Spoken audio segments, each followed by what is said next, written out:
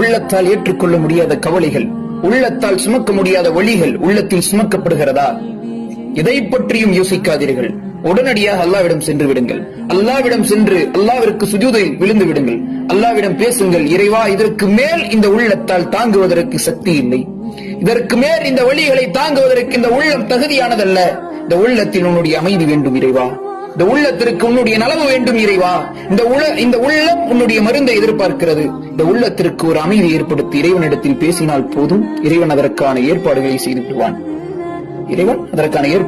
விடுவான்.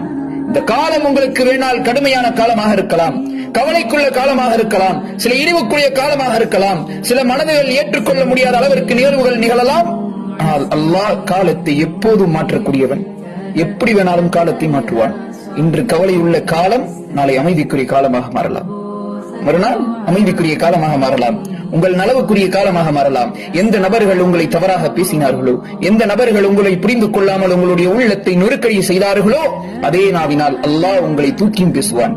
அதே நாவினால் அல்லாஹ் உங்களை பற்றி சிலாகித்து பேச வைப்பான். அதே நாவினால் உங்களை மதிப்புக்குரிய வார்த்தைகளை வைத்து பேசவும் வைப்பான். கவலைப்படாதீர்கள். இன்னமா அலுஸ்ரி யுஸ்ரா, அனைத்துக்கும் ஒரு காலம் இருக்கிறது. துன்பத்துடன் தான் இன்பம் இருக்கிறது.